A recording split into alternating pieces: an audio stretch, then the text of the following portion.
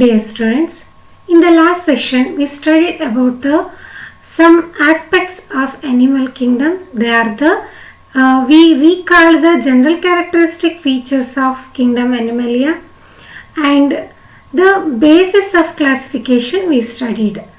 Last ಸೆಷನಲ್ಲಿ ನಾವು animal ಕಿಂಗ್ಡಮಿನ ಜನರಲ್ ಕ್ಯಾರೆಕ್ಟರಿಸ್ಟಿಕ್ ಫೀಚರ್ಸನ್ನು ಗ್ಲಾನ್ಸ್ ಮಾಡಿದ್ವಿ. ಹಾಗೆ ಬೇಸಿಸ್ ಆಫ್ ಕ್ಲಾಸಿಫಿಕೇಶನ್ ಆಫ್ ಅನಿಮಲ್ಸನ್ನು ನಾವು ಸ್ಟಡಿ ಮಾಡಿದ್ವಿ. ಸೊ ಬೇಸಿಸ್ ಆಫ್ ಕ್ಲಾಸಿಫಿಕೇಶನ್ ಅಂದರೆ ಯಾವ್ಯಾವುದಂತ ಹೇಳಿದ್ವಿ? Arrangement of cells means the level of organisation and the body symmetry, nature of coelom, patterns of digestive system, circulatory system and the reproductive systems ಇದನ್ನು ಹೇಳಿದ್ವಿ ನಾವು. ಅದರಲ್ಲಿ ಬ್ರೀಫ್ ಆಗಿ ನಾವು arrangement of cells means the levels of ಆರ್ಗನೈಸೇಷನ್ನ study ಮಾಡಿದ್ವಿ. ಹಾಗೆ we studied the ಸರ್ಕ್ಯುಲೇಷನನ್ನು ನಾವು ಸ್ಟಡಿ ಮಾಡಿದ್ವಿ. The definition for the circulation and the types of circulation we studied in the last session. In this session we are going to study the further basis of classification of animals. ಬೇರೆ ಬೇರೆ ಬೇಸಿಸ್ಗಳನ್ನು ಮೇಲೆ ಅನಿಮಲ್ಸನ್ನು ಕೂಡ classify ಮಾಡಲಾಗಿದೆ. ಅದು ಯಾವ್ದ್ಯಾವುದು ಅಂತ ನಾವು ತಿಳ್ಕೊಳ್ತಾ ಇದ್ದೀವಿ. On the basis of symmetry animals are classified into asymmetrical means the asymmetry, radial symmetry and the bilaterally symmetry. So before going to study these types we have to know about the symmetry. Symmetry term ಅಂದ್ರೆ ಏನಂತ ಹೇಳ್ಬಿಟ್ಟು ನಾವು ತಿಳ್ಕೋಬೇಕು. The symmetry refers to the similarity in arrangement of body parts on the opposite sides of the body. Symmetry refers to the similarity in arrangement of body parts on the opposite sides of the body. ಅಂದರೆ ಬಾಡಿಯಲ್ಲಿ arrangement opposite ಸೈಡ್ಸಲ್ಲಿ arrangement ಆಗಿರುವಂತಹ body parts ಸಿಮಿಲಾರಿಟಿನ ಇದು symmetry ಅನ್ನೋದು ತಿಳಿಸ್ಕೊಡ್ತಾ ಇದೆ. So ಈ similarity on the how they are classified we are going to study. So the animals are classified into asymmetrical, radial symmetrical and bilaterally symmetrical three types. Now we are going to study them. So first one is the asymmetry or the asymmetrical. Here in the case the body of the animal cannot be divided into two equal halves in any plane. Plane anta andre navenu helbodu, it is a straight line, one of the straight line that lie entire body surface. This occurs entire body and which joins the two points. So both the sides equal, ಎರಡು half ಈ plane pass ಆದಾಗ ಈ straight ಲೈನಲ್ಲಿ ಏನಾಗಿರುತ್ತೆ, ಎರಡು ಹಾಫ್ಸು ಕೂಡ identical ಆಗಿರಬೇಕು. So but ಇಲ್ಲಿ ನಾವಿಲ್ಲಿ ಹೇಳ್ತಾ ಇರೋದನ್ನೇ similarity in arrangement of body parts on the opposite sides of the body ಅಂದರೆ ಸಿಮಿಟ್ರಿ ಅಂತ ತಿಳ್ಕೊಂಡಿದ್ದೀವಿ. ಯಾವ ಆ್ಯನಿಮಲಲ್ಲಿ ಯಾವುದೇ ಪ್ಲೇನಲ್ಲಿ ಆ್ಯನಿಮಲಲ್ಲಿ ಪಾಸ್, ಯಾವುದೇ ಪ್ಲೇನ್ ಯಾವುದೇ ಡೈರೆಕ್ಷನಲ್ಲಿ ಪ್ಲೇನ್ ಪಾಸ್ ಆದರೂ ಕೂಡ so the body cannot be divided into two equal halves. Body and organisms in a body two equal halves ಆಗಿ ಅದು ಡಿವೈಡ್ ಆಗೋದಿಲ್ಲ. ಸೊ ಅಂತಹ ಆ್ಯನಿಮಲ್ಸನ್ನು ಅಸಿಮೆಟ್ರಿಕಲ್ ಆ್ಯನಿಮಲ್ಸ್ ಅಂತ ಹೇಳಿ ಕರಿತೀವಿ. So the body cannot be divided into two identical or the equal halves, identical halves along any plane. ಯಾವುದೇ ಪ್ಲೇನಲ್ಲೂ ಕೂಡ ಆ್ಯನಿಮಲನ್ನು ಟೂ ಈಕ್ವಲ್ ಹಾಫ್ಸ್ ಆಗಿ ಡಿವೈಡ್ ಮಾಡೋಕ್ಕೆ ಸಾಧ್ಯ ಇಲ್ಲ. ಅಂತಹ ಆ್ಯನಿಮಲ್ಸನ್ನ asymmetrical animals or that symmetry is called as asymmetry. ಇದಕ್ಕೆ ಎಕ್ಸಾಂಪಲ್ ನಾವು ಸ್ಪಾಂಜಸ್ ಅನ್ನು ಕೊಡಬಹುದು. Sponges are also called as porifera are the sponges. And second one is a radial symmetry. ನೋಡಿ ನಾವು ಇಲ್ಲಿ ಯಾವ ಪ್ಲೇನಲ್ಲಿ ಕೂಡ ನಾವು ಆ್ಯನಿಮಲನ್ನು ಟೂ ಐಡೆಂಟಿಕಲ್ ಹಾಫ್ಸ್ ಆಗಿ ಡಿವೈಡ್ ಮಾಡಲಿಕ್ಕೆ ಸಾಧ್ಯ ಇಲ್ಲ ಅಂತ ಹೇಳಿದ್ವಿ. ಅದೇ ಅಂತಹ ಸಿಮಿಟ್ರಿನ ಎಸಿಮಿಟ್ರಿ ಅಂತ ಕರೆದ್ವಿ. ಬಟ್ ರೇಡಿಯಲ್ ಸಿಮಿಟ್ರಿಲಿ ಹಾಗಲ್ಲ. The body of the animal can be cut into two identical halves by any plane passing through the center. So the body of the ಅನಿಮಲಿನ ಬಾಡಿನ ನಾವು 2 ಐಡೆಂಟಿಕಲ್ ಹಾಫ್ಸ್ ಆಗಿ ಕಟ್ ಮಾಡ್ಬೋದು. ಈ ಯಾವುದೇ ಪ್ಲೇನಲ್ಲಿ ಕೂಡ by any plane passing through centre of the ಬಾಡಿಯ ಸೆಂಟರಲ್ಲಿ ಪ್ಲೇನ್ ಯಾವುದೇ ಪ್ಲೇನ್ ಪಾಸ್ ಆದರೂ ಕೂಡ ಸೊ ಅನಿಮಲ್ಸಿನ ಬಾಡಿನ 2 ಐಡೆಂಟಿಕಲ್ ಹಾಫ್ಸ್ ಆಗಿ ಕಟ್ ಮಾಡಬಹುದು. Such symmetry is called as radial symmetry. Observe here, the body cannot be divided into 2 equal halves in any plane along any plane. That is asymmetry. Radial symmetry ಅಂದ್ರೇನು? ಯಾವುದೇ ಪ್ಲೇನಲ್ಲಿ ಅನಿಮಲ್ನ cut ಮಾಡಿದ್ರು ಕೂಡ 2 identical halves ಸಿಗತ್ತೆ. ಅದನ್ನ ಏನಂತ ಕರೀತಾರೆ? Radial symmetry ಅಂತ ಹೇಳ್ತೀವಿ. ಆ plane center of the body should pass. So then the example for the radial symmetry are the coelentrates and the echinodermata. So these phyla shows the radial symmetry, and then bilateral symmetry. So the body of the animal. So now we observe ಮಾಡಿದ್ದು radial symmetry, and here observing the bilateral symmetry. So the animal can be divided into 2 identical halves in only when the plane passes in the single, when it cuts in the single plane.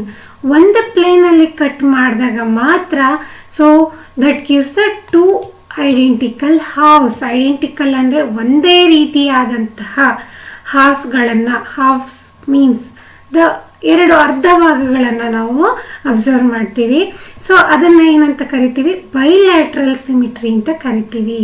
So ನೋಡಿ, ಈ ಅನಿಮಲನ್ನು ಹೀಗೆ cut ಮಾಡಿದಾಗ, ಈ ಪ್ಲೇನಲ್ಲಿ cut ಮಾಡಿದಾಗ or in this plane that does not gives the 2 identical halves. ಒಂದೇ ರೀತಿಯಾದಂಥ ಹೋಲಿಕೆ ಇರುವಂತಹ ಹಾಫ್ಗಳನ್ನು ಕೊಡಲಿಕ್ಕೆ ಸಾಧ್ಯ ಇಲ್ಲ. ಹಾಗಾಗಿ ಇಂತಹ ಸಿಮಿಟ್ರಿನ ಬೈಲ್ಯಾಟ್ರಲ್ ಸಿಮಿಟ್ರಿ ಅಂತ ಹೇಳಿ ಕರಿತೀವಿ. ಸೊ ಇದಕ್ಕೆ example platyhelminthes to chordates. So then once again we glance this. So symmetry ಅಂದ್ರೇನು? Similarity in the arrangement of body parts on the opposite sides of the body. So there are 3 types, namely asymmetry, radial symmetry and the bilateral symmetry. Asymmetry means the body cannot be cut into 2 equal halves in any plane. Example is the sponges. Radial symmetry andre the body of the animal can be cut into 2 identical halves by any plane passing through center. Such symmetry is called as radial symmetry. Example is the coelentrates and then echinodermata. Then bilateral symmetry. The body of the animal can be cut into 2 identical halves by single plane. Single plane ಅಲ್ಲಿ cut ಮಾಡಿದಾಗ ಮಾತ್ರ ಅದು 2 identical ಹಾಫ್ಸನ್ನು ಕೊಡುತ್ತೆ. ಮತ್ತಿನ್ನು ಯಾವುದೇ ಪ್ಲೇನಲ್ಲೂ ಕೂಡ identical halves ಸಿಗೋದಿಲ್ಲ. So that's such type of symmetry is called as bilateral symmetry. So this is the radial symmetry, coelentrate. This is the example, and this is a bilateral symmetry. Then next aspect is the body wall. This is one of the basis of the classification of animal, important basis. So body wall or the germ layers. So during embryonic development stages of the animal, they produce embryonic tissue layers. The tissue layers are called as germ layers. These are the primary cells. The germ layers are maybe 2 or 3. Some of the animals these are 2, and in some of the animals they are 3 in number. So ನೋಡಿ, embryonic developmental stages ಅಲ್ಲಿ ಎಲ್ಲ most of the animals embryonic tissue ಲೇಯರ್ಸನ್ನು ನಾವು observe ಮಾಡ್ತೀವಿ. ಈ embryonic tissue ಲೇಯರ್ಸನ್ನು ನಾವು ಏನಂತ ಕರೆಯೋದು? ಜರ್ಮ್ ಲೇಯರ್ಸ್ ಅಂತ ಹೇಳಿ ಕರಿತೀವಿ. ಸೊ ಜರ್ಮ್ ಲೇಯರ್ಸು ಕೆಲವೊಂದು ಅನಿಮಲ್ಸಲ್ಲಿ 2 ಇರುತ್ತೆ, ಇನ್ನು ಕೆಲವೊಂದು ಅನಿಮಲ್ಸಲ್ಲಿ 3 ಇರುತ್ತೆ. On the basis of these germ layers there are 2 types of animals. They are the diploblastic animals and the triploblastic animals. So let us define these diploblastic and the triploblastic animals. Diploblastic animals ಅಂದರೆ ಏನು? These animals have 2 layers, outer ectoderm and inner endoderm. The example given here is the coelenterates. So ನೋಡಿ, first ಡಯಾಗ್ರಾಮ್ನ ನೀವೇನು observe ಮಾಡ್ತಿದ್ದೀರಾ, this is the diploblastic here. So the germ layers, there are 2 germ layers here, the outer ectoplasm, inner portion ಅಲ್ಲಿ ಇರುವಂತಹ ಎಂಡೋಪ್ಲಾಸಮ್. ಈ ಮಧ್ಯದಲ್ಲಿ ಬರುವಂತಹ ಭಾಗದಲ್ಲಿ ಯಾವುದೇ ರೀತಿಯ ಸೆಲ್ಸ್ಗಳನ್ನು ನೋಡ್ತಿಲ್ಲ, ಅನ್ಡಿಫ್ರೆನ್ಶಿಯೇಟೆಡ್ ಮಾಸನ್ನು ನಾವು ನೋಡ್ತಾ ಇದ್ದೀವಿ. ಸೊ ಇದನ್ನು ಮೀಸಾಗ್ಲಿಯಾ ಅಂತ ಹೇಳಿ ಕರಿತೀವಿ. ಹಾಗಾಗಿ ಇಲ್ಲಿ 2 ಜರ್ಮ್ ಲೇಯರ್ಸ್ಗಳನ್ನು ಮಾತ್ರ ಅಬ್ಸರ್ವ್ ಮಾಡ್ತಿದ್ದೀವಿ. They are the ectoderm and the endoderm. Ectoderm ಅಂದರೆ outer layer and the inner layer is called as endoderm. So here diploblastic animals they possess 2 layers, the outer ectoderm and the inner endoderm. So embryonic ಸ್ಟೇಜಲ್ಲಿ ಈ ಲೇಯರ್ಗಳು ectoderm endoderm ಲೇಯರ್ಗಳನ್ನು ನಾವು observe ಮಾಡ್ತೀವಿ. As the animal develops, ಎಂಬ್ರೋಯಿಂದ develop ಆಗ್ತಾ changes ಆಗ್ತಾ they will forms several organs, ಕೆಲವೊಂದು ಆರ್ಗನ್ಸ್ಗಳನ್ನು ಫಾರ್ಮೇಷನ್ ಮಾಡ್ತಾ ಹೋಗುತ್ತೆ. Example the coelenterates. So then another type is a triploblastic animals. So as the name tells, ನೋಡಿ ನಮಗೆ ಕೆಲವೊಂದು ಟರ್ಮ್ಗಳೇ ನಮಗೆ ಡೆಫಿನಿಷನ್ಗಳನ್ನು ಹೇಳ್ಕೊಡುತ್ತೆ.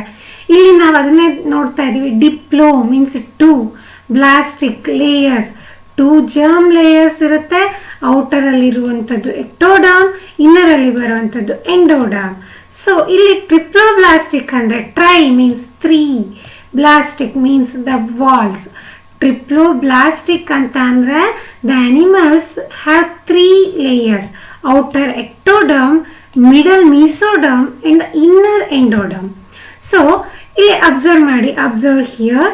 ಔಟರ್ ಪೋರ್ಷನಲ್ಲಿ ಬರುವಂಥದ್ದು ಎಕ್ಟೋಡರ್ಮ್, ಇಲ್ಲಿ ಬರುವಂಥದ್ದು ಎಂಡೋಡರ್ಮ್ ಆ್ಯಂಡ್ ನಾವಿಲ್ಲಿ ಮೀಸೋಡರ್ಮಲ್ ಸೆಲ್ಗಳನ್ನು ಕೂಡ ಅಬ್ಸರ್ವ್ ಮಾಡ್ತಿದ್ದೀವಿ. So don't confuse with the mesoglea and the mesoderm. ಎರಡು ಕೇಳಲಿಕ್ಕೆ ಒಂದೇ ರೀತಿ ಇದೆ ಟರ್ಮ್ಸು. ಮೀಸಾಗ್ಲಿಯಾ ಅಂದರೆ it is undifferentiated part. Mesoderm ಅಂದರೆ ಇಲ್ಲಿ ಸೆಲ್ಸ್ ಎಲ್ಲ ಡಿಫ್ರೆನ್ಶಿಯೇಟ್ ಆಗಿರುತ್ತೆ. This forms the layer, cell ಲೇಯರನ್ನು ಫಾರ್ಮೇಷನ್ ಮಾಡ್ತಾ ಇದೆ. ಸೊ ಡಿಫ್ರೆನ್ಶಿಯೇಟ್ ಆಗಿರುವಂಥ ಈ ಪಾರ್ಟನ್ನು ಮೀಸೋಡರ್ಮ್ ಅಂತೀವಿ. ಇಲ್ಲಿ ಯಾವುದೇ ರೀತಿಯಾಗಿ ಡಿಫ್ರೆನ್ಶಿಯೇಟ್ ಆಗಿರಲ್ಲ, ಸೆಲ್ಸ್ಗಳು ಅನ್ಡಿಫ್ರೆನ್ಶಿಯೇಟ್ ಆಗಿರುತ್ತೆ. ಇದನ್ನು ಮೀಸಾಗ್ಲಿಯಾ ಅಂತೀವಿ. ಇಲ್ಲಿ ಮೀಸೋಡರ್ಮಲ್ ಸೆಲ್ಸ್ ಇಲ್ಲ, ಹಾಗಾಗಿ 2 ಲೇಯರ್ನ ನಾವು ನೋಡ್ತಾ ಇದ್ದೀವಿ. ಸೊ ಎಕ್ಟೋಡರ್ಮ್ ಮತ್ತು ಎಂಡೋಡರ್ಮಲ್ ಲೇಯರ್ ಸೆಲ್ಸನ್ನು ಮಾತ್ರ ನೋಡ್ತಾ ಇದ್ದೀವಿ. ಹಾಗಾಗಿ ಇದನ್ನು ಡಿಪ್ಲೋಬ್ಲಾಸ್ಟಿಕ್ ಅಂತ ಕರಿತೀವಿ. ಟ್ರಿಪ್ಲೋಬ್ಲಾಸ್ಟಿಕ್ ಅಂದರೆ as it says the 3 layers are formed, the outer ectoderm and the inner endoderm. middle ಅಲ್ಲಿ cells differentiate ಆಗಿದೆ. so such layer is called as mesodermal cells. so the animals which possess outer ectoderm, inner endoderm and middle mesoderm are called as triploblastic animals. This triploblastic condition is seen in the case of Platyhelminthes to chordates. Platyhelminthes, Aschelminthes, Annelida, Mollusca, Echinodermata and all the chordates shows the triploblastic nature. 3 germ layers ಅನ್ನು embryonic developmental stages ಅಲ್ಲಿ observe ಮಾಡ್ತೀವಿ. This is about the body wall. So ನಿಮಗೆ ಇಲ್ಲಿ ನಾವು ನೋಡಿರುವಂಥ symmetry, ಹಾಗೆ circulation ಇರ್ಬೋದು and then body wall ಇರ್ಬೋದು. ಎಲ್ಲ ಡೆಫಿನಿಷನ್ ಕೇಳಿಬಿಟ್ಟು ಟೈಪ್ಸನ್ನು ಕೇಳ್ತಾರೆ ಎಕ್ಸಾಮ್ನಲ್ಲಿ. So define the body wall or the germ layers and mention the 2 types and write the or define 2 types of the body wall. ಹೀಗೆ ಕೇಳ್ತಾರೆ ಕ್ವೆಶನ್ನ. ಸೊ ಹಾಗೆಯೇ what is symmetry or define symmetry, define the term symmetry and mention the 3 types. ಹೀಗೆ ನಿಮಗೆ ಎಕ್ಸಾಮ್ನಲ್ಲಿ ಕ್ವೆಶನ್ಸನ್ನು ಕೇಳ್ತಾರೆ. These are very important, have to learn this. And ನೀವೀಗ ಕಲ್ತ್ರೆ ನಿಮಗೆ ಮುಂದೆ ಫೈಲಮ್ಗಳ ಡೀಟೇಲ್ಗಳನ್ನು ಸ್ಟಡಿ ಮಾಡ್ತಾ ಹೋಗ್ತೀರಾ. ಆಗ ಈ ಟರ್ಮಿನಾಲಜೀಸ್ಗಳನ್ನೆಲ್ಲ ಯೂಸ್ ಮಾಡ್ತೀವಿ. ನಿಮಗೆ ಈ ಟರ್ಮ್ಗಳೆಲ್ಲ ಪರ್ಫೆಕ್ಟ್ ಆಯಿತು ಅಂತ ಅಂದರೆ that will become easy. So then next is the next session we are going to study the other basis of classification. Still there are many bases of classification are there. Adರಲ್ಲಿ important ಅಂತ ಅಂದರೆ body cavity, this is also called as coelom. Then next is the segmentation and next is the notochord. So all these three along with the other aspects such as body wall and the symmetry and the circulation and the levels of organization, all these are very important for the classification, basis for the classification of animals. So you should learn these aspects, the terms which are coming in these aspects. ನೀವು ಇದನ್ನು ನೀಟಾಗಿ ಕಲ್ತ್ಕೊಂಡ್ರೆ ಮುಂದೆ ನಾನು ಈಗಾಗಲೇ ಹೇಳಿದಾಗೆ ಮುಂದೆ ಬರುವಂತಹ ಎಲ್ಲ ಆಸ್ಪೆಕ್ಟ್ಸ್ಗಳು, ಫೈಲಮ್, ನೆಕ್ಸ್ಟ್ ಕೆಲವೊಂದು ಫೈಲಮ್ಗಳನ್ನು ನೀವು ಸ್ಟಡಿ ಮಾಡ್ತೀರಾ. ಸೊ ಅದರಲ್ಲಿ ನೀವು ಕಾರ್ಡೇಟ್ಸ್ ಮತ್ತು ನಾನ್ ಕಾರ್ಡೇಟ್ಸ್ ಅಂತ ಸ್ಟಡಿ ಮಾಡ್ತೀರಾ.